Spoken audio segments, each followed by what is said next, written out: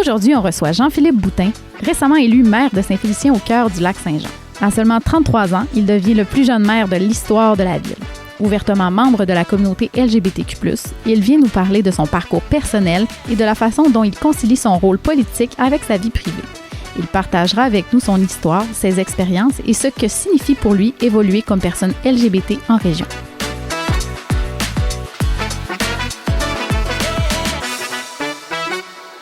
Allô, Jean-Philippe? Bonjour, ça va bien? Oui, ça va bien. Hey, merci vraiment de prendre le temps dans tout ton horaire, j'imagine, chargé. Oui, très chargé, mais je trouve ça important de quand même prendre le temps de venir discuter avec vous pour un sujet aussi important qu'aujourd'hui. Bien, c'est vraiment gentil. Moi, j'ai envie de commencer là avec une question très large parce que, bon, on sait que tu es maire de Saint-Félicien depuis quelques temps, depuis le 3 novembre. Officiellement, depuis je dirais, on était assermenté le lundi, le 7 de mémoire, le lundi le 9, mais depuis, on va dire le 2 novembre officiellement. OK, le 2 novembre officiellement. Mais avant tout ça, d'où tu viens? T'es qui? Est-ce que tu es natif de Saint-Félicien? Parle-moi un peu. Bien, je commencerai avec cela. Effectivement, je suis natif de Saint-Félicien, donc je suis né, j'ai grandi. Okay. J'ai fait mon secondaire, j'ai fait mon cégep aussi. J'ai pu m'épanouir à travers le sport également, dans le tir à l'arc, dans le hockey, dans le curling. Après ça, moi, j'ai dû quitter, comme plusieurs étudiants, à partir de 2011 pour aller étudier en économie à l'Université Laval. J'y ai demeuré pendant 7 ans. Okay. Jusqu'en 2017, où j'ai eu un appel. Puis c'est vraiment physiquement un appel, c'est-à-dire que mon ancienne professeure d'économie m'a appelé de Saint-Félicien pour me dire « Hey, on a besoin de toi au cégep ». Puis à cette époque-là, j'étais économiste auprès de Revenu Québec. J'étais dans la carrière de rêve, économiste en économie comportementale qui combine la psycho et l'économie. Puis elle me dit « Le cégep, on t'a donné, c'est à ton tour de nous donner. » Donc elle dit « Je sais pas ce que tu fais dans ta vie, mais viens au moins prendre un 6 mois pour enseigner. » Ma carrière était bien établie. J'avais ma conjointe à l'époque qui était là-bas aussi. Là, j'ai dit, je vais l'essayer. Okay. De fil en aiguille, je suis arrivé de retour à Saint-Félicien à partir de 2017 pour ce qui était supposé durer 6 mois, 1 an, 2 ans, 3 ans, finalement 3 ans et demi, 4 ans dans le secteur de l'enseignement pour finalement transférer vers Desjardins, conseiller en gestion de patrimoine depuis 4 dernières années, conseiller municipal, puis finalement aujourd'hui, maire de Saint-Félicien. Hey, c'est tout un parcours. Un parcours diversifié. Oui, exactement. Vraiment. Ben, écoute, puis toi, comment tu décrirais ton cheminement en tant qu'homme de la diversité sexuelle et de genre de la communauté LGBT? T'as-tu comme des moments marquants, des points tournants dans tout ton parcours par rapport à ça? Bien, je dirais que oui, c'est sûr. Comme je l'ai nommé tantôt, moi, j'avais une conjointe, on était ensemble depuis 8 ans. OK, mon Dieu. C'était une longue relation. Une longue relation. Ça a été la première personne que j'ai rencontrée au cégep d'ailleurs. Okay. On avait établi toute notre vie à Québec, pas d'enfants, rien. Et lorsque je suis revenu à Saint-Félicien, mais on s'est quitté, pas en raison du fait que j'étais attiré par quelqu'un d'autre ou quoi que ce soit. C'est juste que nos cheminement de vie était différent. Okay. Elle, c'était les enfants, c'était la maison. Moi, de mon côté, c'était beaucoup plus la carrière, les études, parce que je me destinais à ce moment-là à mon doctorat en neuroéconomie à l'Université de New York aux États-Unis. Donc ça nous a amené à nous séparer. Puis à peine 2 semaines plus tard, j'ai rencontré la première personne, mon premier conjoint, que je pourrais ainsi dire, qui a fait complètement basculer ma vie sur un autre échiquier, si on pourrait ainsi dire. Okay. Puis dans les points tournants, je te dirais, je pense que c'est celui qu'on vit... qu'on passe d'un statut, pas d'un statut, mais disons d'hétérosexuel à homosexuel, ça a été celui de le dire aux gens. Je veux dire, j'avais rencontré la personne qui, à ce moment-là, ça a été un coup de foudre instantané, personne que je nommerais pas, mais que je trouvais extraordinaire. Puis l'enjeu principal, l'exemple, on s'était rencontré le samedi, puis le dimanche, j'ai fait « Ah, c'est vrai, moi, il n'y a personne qui est au courant. » Donc, ça a été de l'annoncer à mes parents. Okay. Puis ça a été un choc en 2 temps. D'abord, un choc pour ma mère. Ben, elle se dit « Ah, on le savait, puis inquiète-toi pas, je t'aime. » Puis pour mon père, ça a été vraiment lui qui a eu le plus grand choc. Ça a pris un certain temps. Il était beaucoup dans l'incompréhension, mais je vais expliquer pourquoi il était dans l'incompréhension, puis ça va faire beaucoup de sens. Puis ça a pris un certain temps avant qu'il l'accepte. Puis à tel point qu'à un moment donné, ma mère devenait un intermédiaire entre moi et mon père. Ton père a dit ci, ton père a dit ça. Okay. Puis à un moment donné, je dis à ma mère, je dis, tu diras pas, c'est pas compliqué, si elle veut plus me parler, c'est pas plus grave que ça. Je veux dire, moi, j'ai mon choix, puis je changerai pas. Puis mon père est quelqu'un qu'aujourd'hui, puis je l'ai toujours aimé, puis je sais qu'il n'aurait pas été jusque-là. Mais après, il me l'a expliqué. Il dit, Jean-Philippe, pour moi, dans la vie, ma plus grande réalisation, c'est les enfants. Il dit, pour moi, c'est ce qui fait mon bonheur de tous les jours. Donc, je ne peux pas comprendre comment toi, en étant homosexuel, tu vas pouvoir te réaliser à travers ça. Et c'est là que j'ai fait, wow, je suis la plus grande fierté de mon papa, moi et ma sœur. Et deuxièmement, c'est là que je l'ai rassuré. Je dis, papa, moi, je me réalise pas à travers des enfants. Je me réalise à travers de ce que je donne à la communauté. Mon implication sociale. Est-ce que ça exclut qu'un jour, je vais avoir des enfants? Pas du tout. Aujourd'hui, on est capable d'avoir des enfants de toutes sortes de façons possibles. Donc, ça il a appris à vivre. Je dis, ça n'a pas duré un an, là, ça a duré l'espace d'un mois. Ça a été extrêmement rapide. Mais ça a été un choc, je te dirais, le plus important. À avoir à gérer ça. Puis moi, je suis quelqu'un qui est proche de ma famille. Je l'aime d'amour. Fait que ça m'avait heurté au départ, mais maintenant que je sais la raison du pourquoi, je fais « OK, là, je comprends. » J'ai brisé le choc instantanément à un moment donné avec mon conjoint. J'ai dit « Viens-t'en, on va voir papa. » Il dit « Ouais, mais il m'aime pas. Il va t'aimer. » Fait qu'on a rentré dans la maison. Ça a été une première paire de mains. Ça, c'est la deuxième réalisation que j'ai faite, c'est que la conception de certaines personnes par rapport aux gens homosexuels vient avec un stéréotype extrêmement lourd. Mon père pensait qu'on allait changer complètement. Ben pas mon père, mais de ma perception, il ne me l'a pas dit tel quel, mais c'est ce que je percevais, là, qu'on changeait complètement, qu'à un moment donné, j'allais changer d'habillement. J'ai dit, non, j'ai dit, hier, j'étais moi. Aujourd'hui, je suis encore moi. Puis demain, je vais l'être encore. Ça va pas avoir un impact sur ta personnalité, sur ton expression de genre, par exemple? Pas du tout. Je veux dire, moi, je suis quelqu'un qui me suis toujours affirmé. Je me suis jamais gêné. Puis je dis, les gens m'ont vu comme ça. Ils me voient aujourd'hui de même. Puis demain, ils vont encore me voir comme ça. Puis même l'autre choc que je m'appréhendais, moi, c'était mes amis en économie. On était toute une gang de gars tissés serrés. Puis honnêtement, ce qui leur a plus choqué, c'est d'apprendre que ma soeur n'était pas jumelle. Hein? Parce que je leur ai dit, j'ai quelque chose à vous dire. Là, c'est venu bien silence. J'ai dit, bon, là, le stress monte parce que mes amis, je les aime d'amour. C'est plus d'un qui dit, c'est quoi? Il dit, enfin, tu vas nous le dire. Je dis, oui, je vais vous le dire. Il dit, ta soeur, c'est ta jumelle. Je dis, ça n'a même pas rapport. Je dis, non, je suis gay. Hein? Ah, mais il dit, on s'en fout de ça. Il dit, ta soeur, c'est-tu vraiment ta jumelle?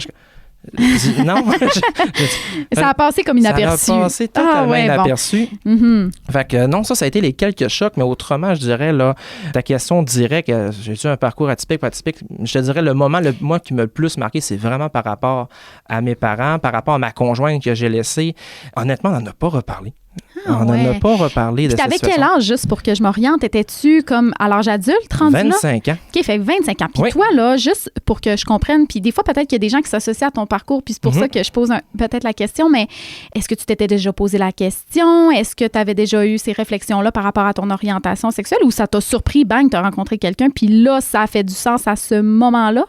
Rétrospectivement, maintenant que je suis avec un homme, je te dirais que j'ai pu réanalyser mon passé. Puis effectivement, est-ce que la question m'est venue? Oui, je veux dire, avant mes 25 ans, la question me venait, je trouvais ça anormal, ça m'amenait un état de... J'ai dû consulter parce que je suis quelqu'un qui est anxieux. Puis oui, je veux dire, j'étais attiré par les hommes, mais j'étais aussi attiré par les femmes. C'est ce qui venait à une espèce d'anxiété extrêmement importante. Puis là, moi, j'avais tout le temps, sur quoi j'ai travaillé avec le psy, j'ai dit, mon Dieu, je suis une bombe à retardement qui va gâcher la vie de ma blonde. Puis ça me pesait beaucoup. Tu sentais qu'il y avait quelque chose qui était comme latent, là. C'était comme là, j'ai dit, va-tu falloir que je fasse quelque chose? Puis avec le psychologue, ce qui m'avait fait travailler, il m'a dit, Jean-Philippe, il dit, pourquoi tu t'inquiètes de ça? D'un coup que je l'ai atterri, il dit, ouais, mais si tu l'as trahi avec une autre femme, c'est une trahison aussi. Le fait que tu sois gay ou non, ça n'a pas d'importance. Il dit, présentement, dans ta situation aujourd'hui, t'es comment? Je suis très bien à cette époque-là. Je suis très bien avec ma conjointe, je suis heureux, je suis en amour. Il dit, pourquoi tu t'inquiètes dans ce cas-ci? Bon. Fait que oui, à ta question, tu sais, j'avais quand même une certaine attirance, puis même, je te dirais aujourd'hui, maintenant que je suis avec un homme, est-ce que des fois, les femmes m'attirent? Totalement. Je le dis, je veux dire, ouvertement. Fait que donc, oui, dans le passé, ça m'est déjà arrivé, mais, puis à ceux aussi qui, tu disais tantôt, qui pourraient s'identifier à moi, l'important aussi, quand vient cet élément d'angoisse, de stress, c'est d'en parler. Puis si on ne se sent pas à l'aise d'en parler avec notre famille, avec nos amis, c'est peut-être d'aller utiliser les ressources qui sont disponibles. C'est là que j'ai découvert le service de psychologie. Ça ne me gêne pas de le dire, je m'en sers encore aujourd'hui, avec grand bonheur. Donc, d'aller chercher quelqu'un qui est neutre, qui n'en a rien à foutre de ta réponse. Ça fait tellement du bien, là. Exactement. Puis ça permet Puis il faut faire... Moi, j'ai tout le temps, ils ne vont pas vous donner une solution, puis ils ne vont pas vous dire ce que vous êtes. Ils vont juste vous amener à réfléchir. Là, non, pas du tout. Là. Ça. Oui, d'amener la réflexion plus loin. Puis, tu sais, ce que je trouve vraiment le fun dans ton parcours ou inspirant, c'est que, tu sais, quand on parle de la communauté LGBT, on a beaucoup l'idée que c'est tranché, puis que c'est comme ça, puis si on s'identifie gay, ben on reste gay, c'est comme toute la vie, mais tu sais, des fois, c'est fluide, puis il y a des gens qui vont l'apprendre à 40 ans, 45 ans, puis qui vont dire « Hey, moi, j'aurais jamais pensé, puis finalement, cette personne-là m'attire, puis j'ai toujours été attirée vers les filles, puis finalement, c'est fluide, ça bouge, puis c'est pas tranché au couteau, tu sais. » On me disait à mon époque que c'était un spectre. C'est exactement. Au cours de la vie qu'on va varier pour différentes raisons, différents contextes. Fait que même quand tu dis, mettons, de s'identifier à, moi j'appelle ça en anglais, c'est labeling, tu sais, dans le fond, mettre une catégorie nécessaire sur quelque chose, je sais, mais c'est quelle perte de temps? Oui. Je veux dire, la vie nous amène complètement d'ailleurs dans un chemin qui est complètement différent. Exact. Fait que chercher à se restreindre à un nom, à une catégorie particulière, je dis, oh mon Dieu, non.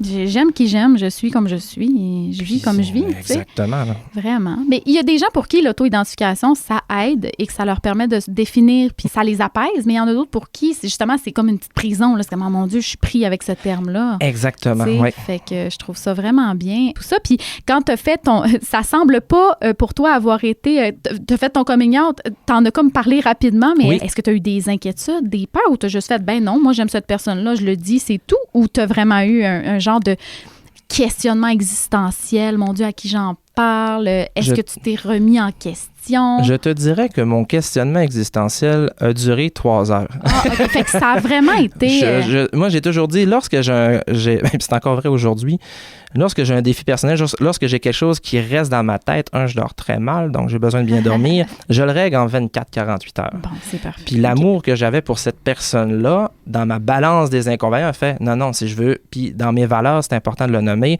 la transparence, le respect, puis la bienveillance. Mais j'ai dit, je peux pas être malhonnête envers mes parents. OK. Puis ni envers cette personne-là. Fait que je règle ça, puis après ça, on verra. OK. Ben, je trouve ça inspirant parce que c'est pas le cas de tout le monde, tu sais. Puis on voit que tu as de la drive, que tu as une forme d'assurance, puis de go, je fonce dans le tas, j'y vais. Et j'imagine que c'est entre autres ce qui t'a amené un petit peu vers la politique, j'imagine. Oh oui, totalement. Justement, par rapport à ça, ben, j'aimerais ça savoir, qu'est-ce qui t'a amené cette drive-là, puis qu'est-ce qui t'a motivé à te lancer en politique? Bien, je dirais, moi, à la base de la politique, là, même si je commence, par exemple, avec mon parcours comme conseiller municipal, dans ma vie, puis même mes amis, quand m'ont recroisé maintenant comme maire, puis disaient, hey, t'étais à la polyvalente, ou t'étais au cégep, ou même t'étais au secondaire, tu parlais déjà de la politique. Tu parlais déjà des partis, tu avais cet intérêt pour la chose, la mécanique politique. Puis ce qui a changé à travers ça, je te dirais, c'est que je me suis rendu compte que la politique, surtout au niveau municipal, c'est un levier de développement extraordinaire parce qu'on est proche des gens. On nous croise à l'épicerie. Il y a des gens qui maintenant prennent une bière avec le maire un vendredi soir, c'est-à-dire moi, puis je ne changerai pas à cet effet-là. Donc, ce goût-là pour la politique, puis de pouvoir faire une différence dans la vie des gens, prendre soin de mon monde, c'est ce qui a été une de mes plus grandes sources de motivation. Puis tantôt, tu disais, ça prend, tu sais, t'as de la drive, puis t'as de l'air à, tu sais, tu fonces.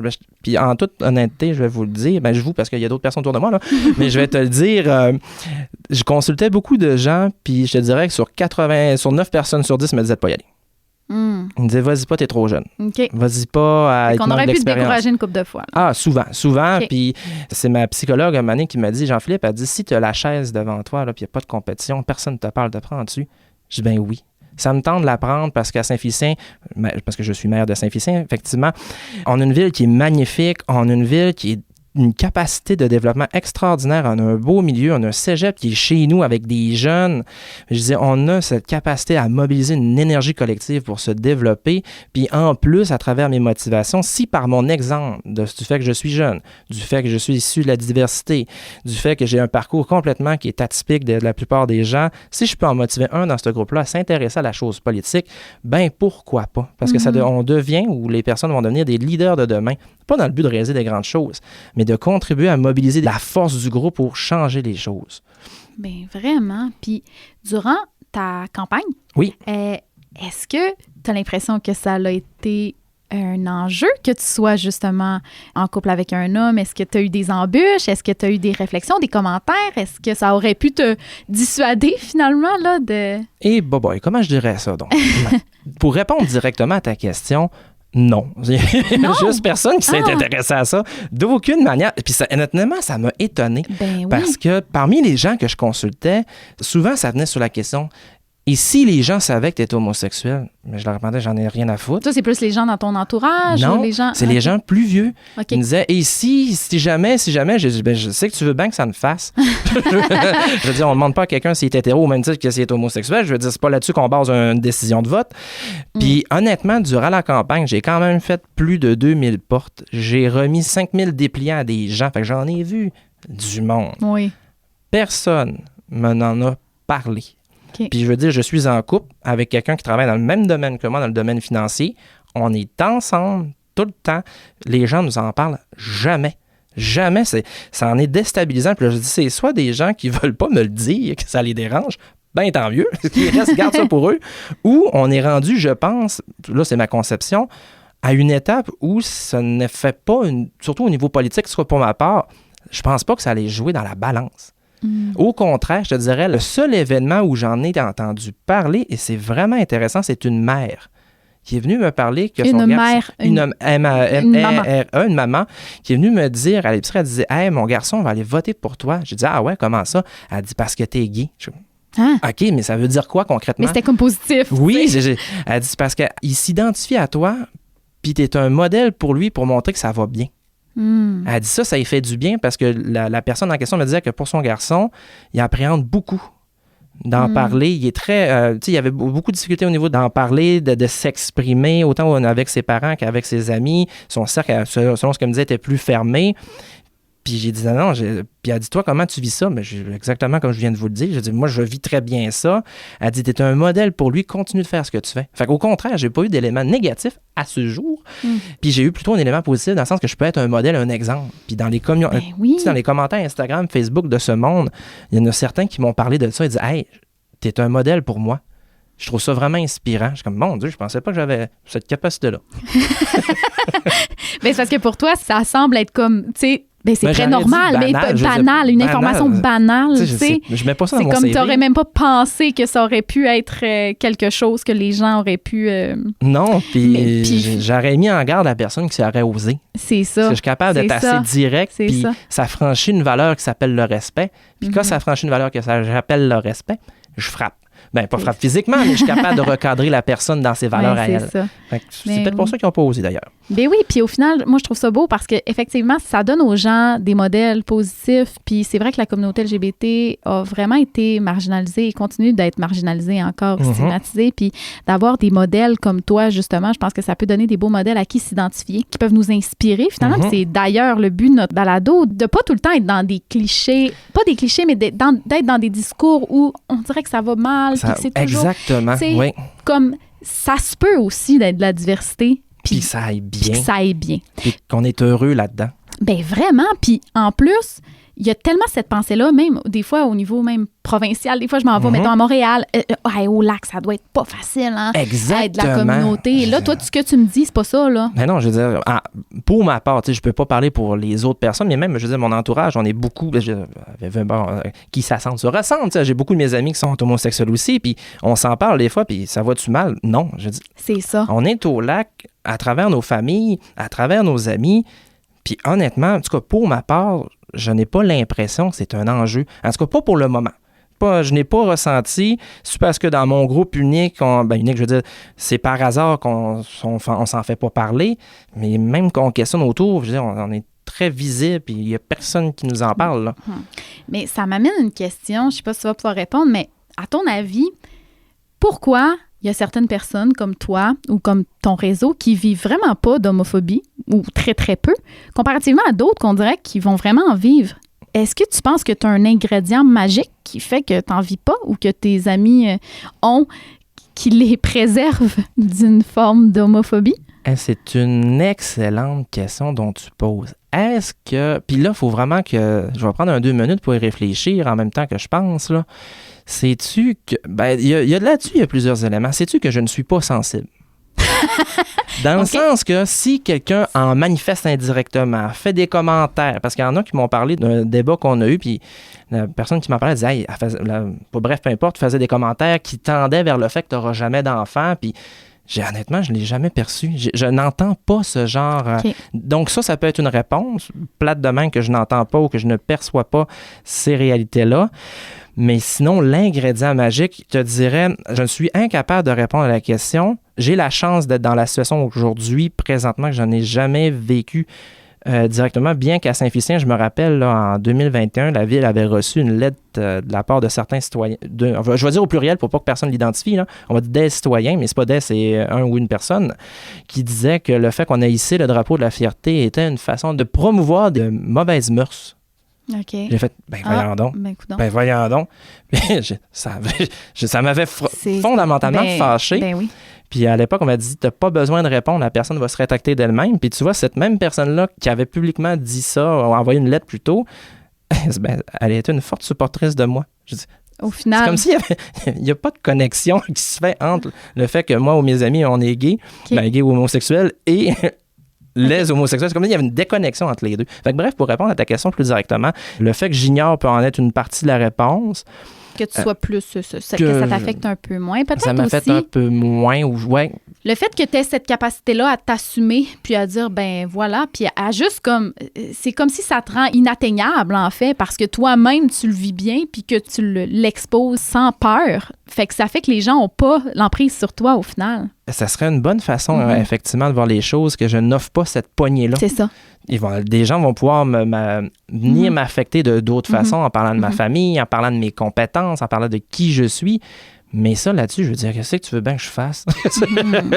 Mais non, effectivement, là, c'est une bonne question, mais je vais prendre le temps d'y réfléchir. En tant que mère, maintenant, est-ce que la cause pour toi, la cause des personnes LGBTQ+, en étant toi-même de la diversité, est-ce que c'est quelque chose qui te tient à cœur? Oui, c'est quelque chose qui me tient à cœur. Puis, tu sais, j'essaie de réfléchir à comment, en tant que mère, je peux, sans vous dire promouvoir, c'est pas le bon terme, là, mais en parler. Tu sais, comment je peux avoir ça dans mes dossiers, faire attention à la diversité de tous les genres. Autant on parle de diversité sexuelle que même de personnes d'origine. Puis, la première solution, ou plutôt stratégie, ben c'est plate, mais c'est d'en parler. Ben, c'est pas plate, là, mais juste le fait d'en parler, de normaliser ce qui devrait être la chose la plus normale, c'est-à-dire t'aimes une personne, le reste, on ne peut pas en faire un cas extraordinaire. Le fait de dédramatiser une situation, parce que souvent, puis tantôt tu le nommais, on a tout le temps l'impression, des fois qu'on en entend parler tristement, que ça va toujours mal. Puis c'est normal, parce que si on en parle, c'est parce que ça va mal. Je veux dire, ça ne veut pas dire que ça va bien partout, mais justement, de venir parler positivement que ça va bien, qu'on a une capacité de s'épanouir, qu'on a la capacité d'être soi-même chez nous, dans notre maison, dans notre milieu, je pense que c'est la première étape, on dit de supporter la diversité ou d'en faire une cause, ben c'est de le normaliser, d'en parler ouvertement. Puis moi, je me suis toujours dit, j'ai une barrière que je ne veux jamais franchir. Quelqu'un qui veut m'en parler pour avoir de comment moi j'ai vécu, ça c'est une chose que je suis parfaitement à l'aise. Mais quelqu'un qui solliciterait mes conseils pour comment je devrais le dire à mes parents, je dis, moi je suis pas psychologue, je suis pas intervenant, c'est pas mon métier. Mais que tu viennes m'en parler pour voir comment moi j'ai vécu ça, je suis capable d'en parler, je suis capable de le dire ouvertement, mais ma réalité est la mienne, puis elle n'est pas celle des autres. Fait qu'en tant que mère, je me suis mis une espèce de barrière pour me protéger moi, mais protéger l'autre aussi, qui, comme tu le nommais, comme modèle, ben, j'ai une responsabilité qui est très importante. Que ce que je dis, ce que je fais, la manière que je le fais va en inspirer d'autres qui peut parfois venir dire des gens, ben j'ai vu Jean-Philippe me dire faire ça. Hey, t'as un peu, là. Non. Je recommande de consulter. Je dis, tout le monde, ça, c'est bien d'avoir un intervenant, parler une personne neutre, un peu comme je le disais d'entrée de jeu. Fait que ça, c'est mon espèce de garde-fou que je me suis mis, là.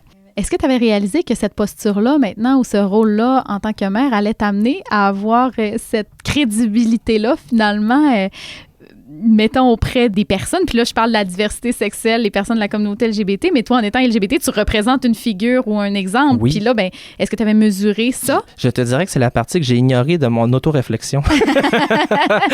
Aujourd'hui, je le réalise, puis je le réalise au fur et à mesure que j'avance dans le temps. C'est comme si tu deviens un modèle, là. Ben, c'est ça. Je dis, moi, mettons, la fonction de mère, c'est un métier. Je veux dire, je m'en sers pas comme d'un symbole ou quoi que ce soit. Je dis, j'ai le rôle de mère, c'est mon métier, je fais mon métier. Mais à mesure que je côtoie les gens, mais je me rends compte qu'il y a comme un petit quelque chose de plus. Puis même, étonnamment, auprès des jeunes. Des jeunes, je dirais, là, du primaire, du secondaire, qui ont une forme d'attachement. Je sais pas pourquoi, d'où vient. Puis il y a une maman qui me dit, parce que j'ai mis ma petite doudou pour la grande semaine des tout-petits, là. Puis une maman qui m'a écrit sur Facebook en me disant « Hey Jean-Philippe, de toute sa journée, là, mon garçon qui était à la garderie, la seule chose qu'il a retenue, c'est que monsieur le maire a une doudou de maths. » C'est la seule chose qu'elle a retenue.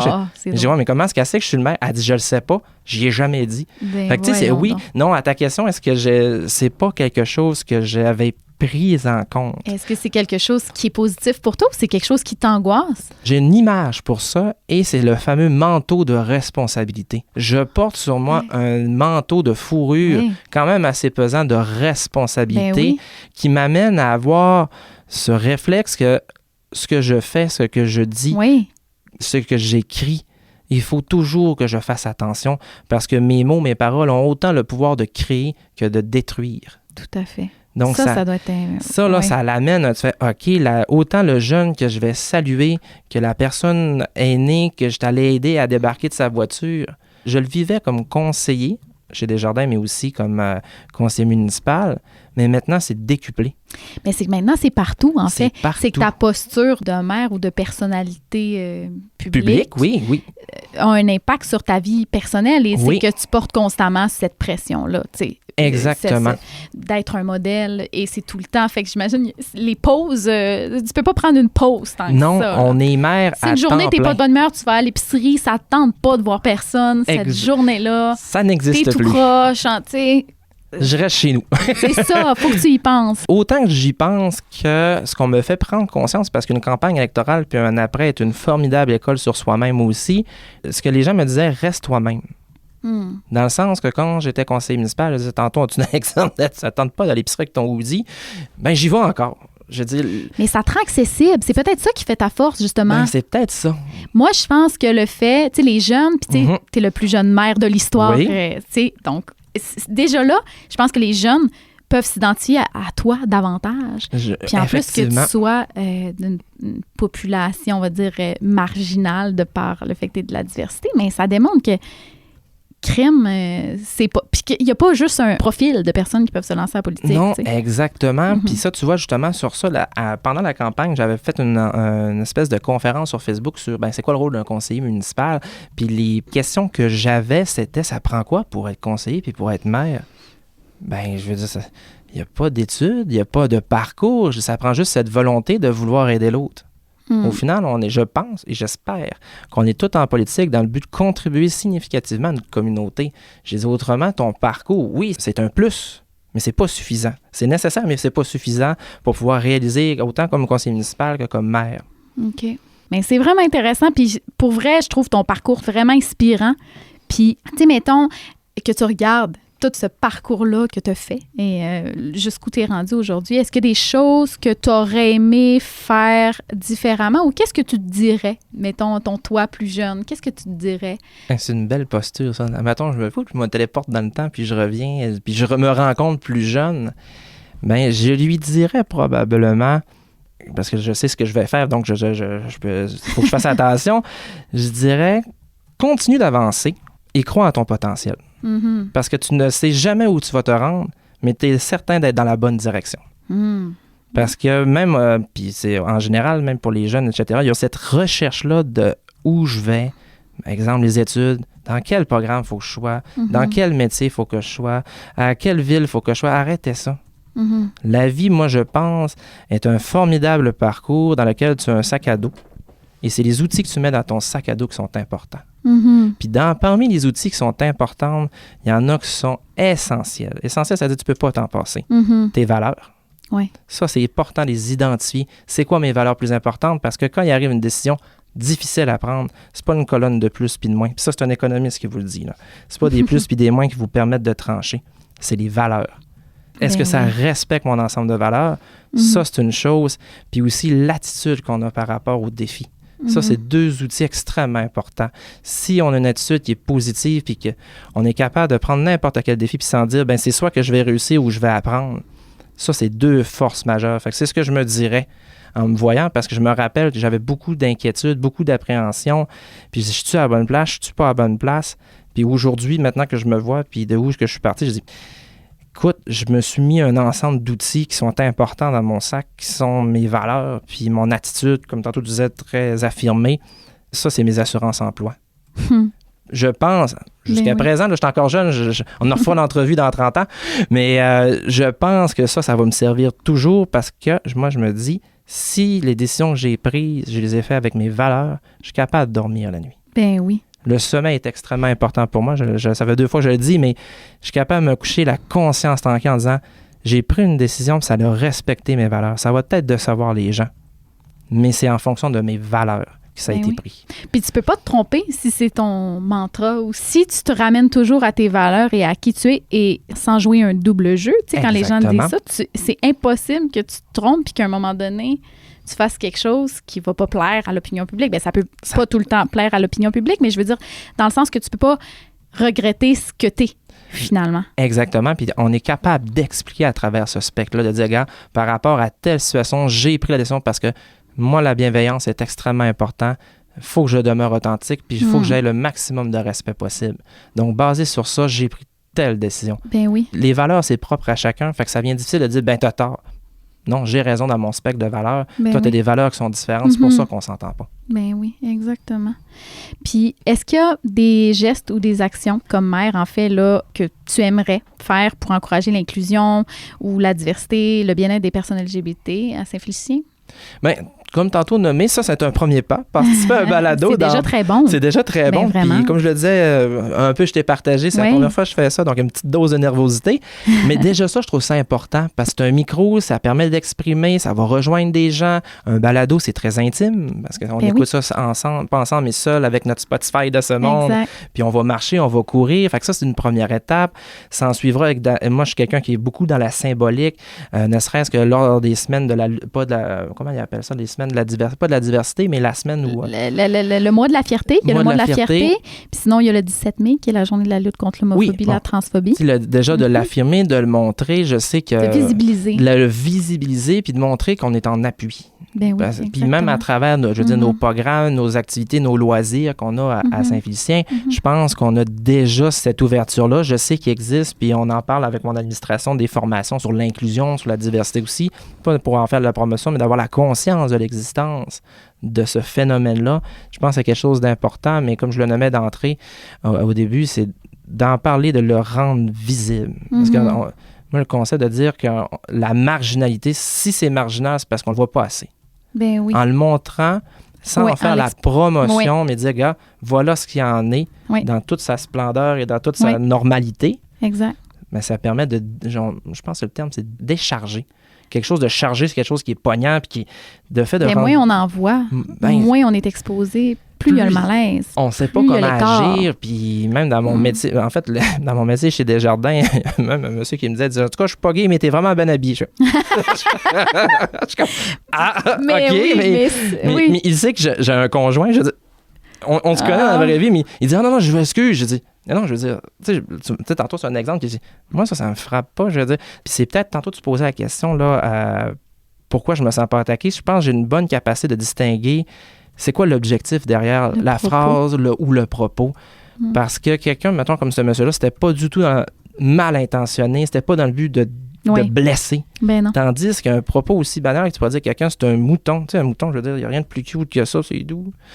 Mais il peut devenir une arme de destruction massive pour quelqu'un. Ben oui. Fait que l'intention derrière le propos est beaucoup plus important que le propos. Des fois, c'est juste parce que sont mal équarris, je veux dire, sont mal gossés, c'est ce que je te dis. Puis des fois, c'est juste un manque, pas d'éducation, mais les gens sont pas sensibilisés, ils n'ont pas le vocabulaire, ils n'ont juste pas les connaissances, mettons, par rapport à la diversité, ils n'ont pas connu de gens de la communauté, puis des fois, c'est maladroit. Exactement. C'est pas méchant, c'est maladroit. C'est maladroit, effectivement. Le terme, effectivement, c'est pas méchant, parfaitement d'accord. Puis des fois, mettons, je repense un peu à mes amis, pas de Québec, mais de Saint-Félicien. Tu sais, des fois, ils faisaient de l'humour avec ça. Puis à un moment donné, on te fait « Hey, on s'excuse. » J'ai dit « J'étais le premier à en faire. » Je ris de moi-même de manière continue, puis je m'en porte pas mal nécessairement parce que j'aime rire de moi. Mais effectivement, la manière d'amener les choses, mais c'est sûr qu'à un moment donné, on corrige, mais il faut avoir, je pense, cette capacité-là à distinguer c'était quoi l'intention derrière. Ben oui, absolument. Puis là, ça permet ça d'ôter un paquet de facteurs. Au lieu de le prendre personnel et de dire hey, il m'a attaqué avec ça. Non, son but n'était pas de me blesser. Mhm. Il y en a que leur but, c'est ça, mais jusqu'à présent, j'en ai pas vu. Mhm. Puis, en terminant, si tu pouvais avoir une baguette magique, qu'est-ce que tu souhaiterais? J'hésite entre te demander pour Saint-Félicien ou pour la communauté. J'hésite. Peut-être, qu'est-ce que tu souhaiterais, si tu avais une baguette magique, changer ou faire évoluer? Ouvert la possibilité aussi par rapport en général à la communauté ou la diversité. Oui. Honnêtement, je vais vraiment être plate, mais j'aimerais que dans 10 ans, ça soit plus un enjeu. Ouais. C'est-à-dire qu'on n'a pas besoin de voir lutter, avoir, tu sais, je veux dire, je promeux beaucoup la normalité des choses, que ça soit plus un enjeu, que ça soit plus un frein. Puis aussi, certains disaient, tu sais, tantôt tu te posais la question, ça a-tu été un frein ou quoi que ce soit? Ben, baguette magique dans la tête de beaucoup de gens, il faut pas que ça soit un frein. Je veux dire, arrêtons de se mettre des roches dans notre sac à dos. Tantôt, je parle d'un sac à dos avec des outils. Arrêtons de nous mettre des roches dans notre sac à dos personnel, puis de se créer des ennuis ou quoi que ce soit, puis surtout pour encourager les gens à s'impliquer, parce que c'est des leaders de demain, allez-y. Allez-y. Je veux dire, ma baguette magique, comme je le disais tantôt, c'est de faire disparaître le phénomène. La deuxième coup de baguette magique plus personnel, c'est de réussir à tasser toutes ces roches-là de côté, puis au lieu de les mettre dans le sac à dos, construisons un magnifique parterre avec, puis de ne pas hésiter à foncer. Faut pas que ça soit un frein à l'entrée. Oui. On parle de politique, mais même dans les carrières, même au niveau d'activité ou quoi que ce soit, je veux dire, tassez ça de côté, puis allez-y. Foncez. Faut pas que ça soit un frein. Puis il faut même pas que la question vienne. Je dis, moi, ça me tente de faire ça. OK. Ah, mais là, d'un coup, que les gens, vu qu'ils savent que je suis gay, arrête ça, puis vas-y. Ouais. Vas-y, brise-là les murs, puis après ça... Ça peut même être un truc qui va, finalement, t'aider. Ben, le truc que tu penses, au contraire, comme dans ton cas, tu disais que ça, pour toi, même des fois, c'est inspirant pour des jeunes qui vont s'identifier, puis c'est même un plus, finalement. Oui, puis l'engagement, vu qu'en plus, pour moi, public, j'ai appris sur moi. Ils m'ont reflété un peu ce que j'étais. Ils m'ont dit, t'es quelqu'un de bien, t'es une grande âme, t'es quelqu'un de bienveillant. Puis je savais même pas. Fait que c'est ce belle vague d'amour-là que j'ai eu. Donc, quelqu'un qui s'engage, quelqu'un qui fonce, ben c'est un formidable apprentissage sur soi-même, sur où est-ce qu'on veut aller, où est-ce qu'on veut pas aller. Donc, baguette magique, je veux plus en entendre parler.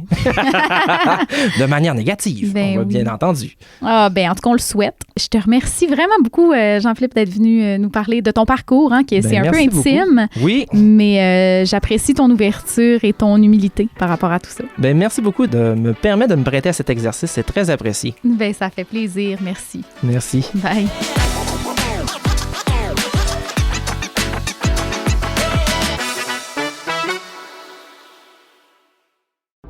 Ce balado est produit en collaboration avec la Télé du Haut-du-Lac.